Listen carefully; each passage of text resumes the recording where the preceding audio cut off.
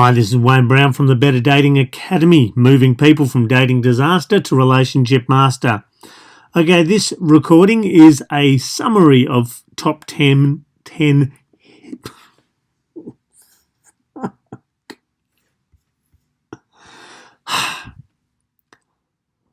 Hi, this is Wayne Brown from the Better Dating Academy, moving people from dating disaster to relationship master. Okay, this is another one of the summaries of the top 10 tips, and this particular subject, what we're going to be looking at is style and fashion. So we're looking at the things for giving you a better image, making sure you're casting a wide enough net to be able to talk to enough people to find the partner that you are suitable for. Okay, so the first tip we're going to be looking at, and remember a lot of these are just my opinion, but a lot of them are relevant. So please apply the ones that are relevant to you. Okay, the first one is dress neatly. So a lot of people when they go out, sometimes they dress scruffily or they dress like super casually. That's okay, but dress neatly. You don't need to look like you don't have anywhere to live or that you can't afford reasonable clothing. Even dressed casually, you should be dressed neatly. Your clothes shouldn't look worn, unless that's the sort of look you're going for, of course.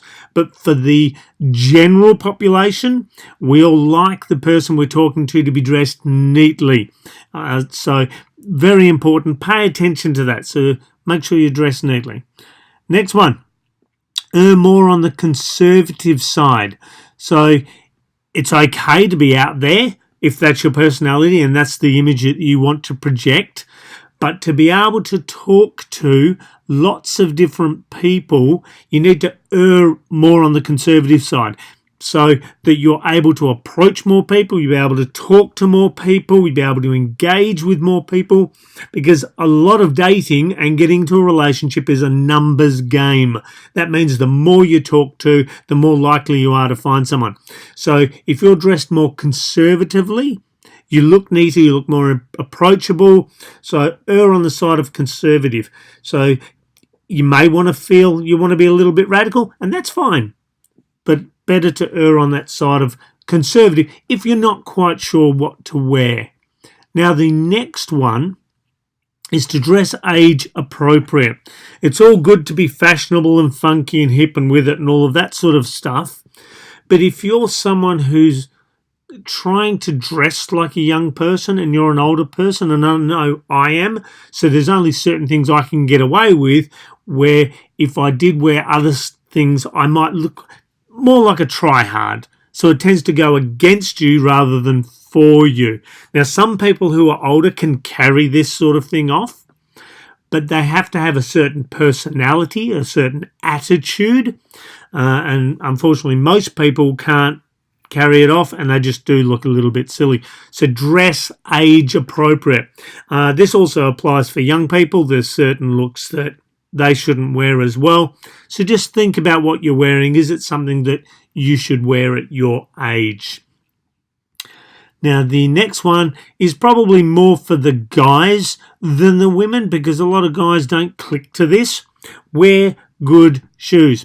Reason being, a woman looks at your shoes and she judges you off it. Now, sure, you can wear hip and funky, trendy shoes. Generally, though, again, going back to that other tip, err on the side of conservative. A good pair of dress, lace-up shoes in a good colour make a huge impression, making sure they're shined. So very important to pay attention to your shoes. Again, this applies to women as well. Blokes like to see a woman wearing nice shoes. She doesn't need to wear way out there unless, again, that's the look you're going for. But the majority of guys like a woman to wear good shoes, nice shoes, nothing too radical or far out. So, again, wear good shoes. Really important for guys. Really, really important. Next one, look after your grooming. Okay, so when you go out, making sure your hair's done. If you've got a beard, make sure it's trimmed. Make sure it's looking tidy.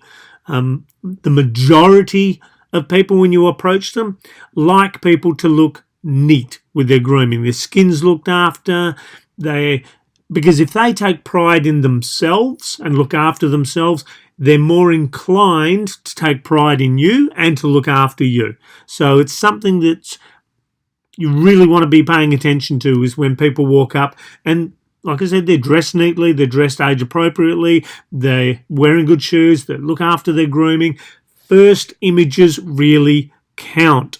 Even if you are not that image that you portray, it takes time to move that perception of you around. So really important to get that first moment correct. You want them to be thinking the right thing about you.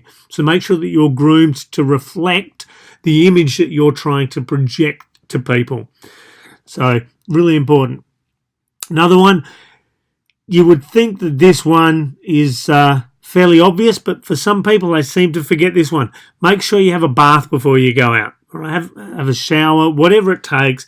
Have a good bath. Use a good skin wash. Exfoliate if you need to. Take a little bit of time. Don't need to go over the top. Be like the dog. Use it as a bit of chill out time. Relax. Don't take too long though.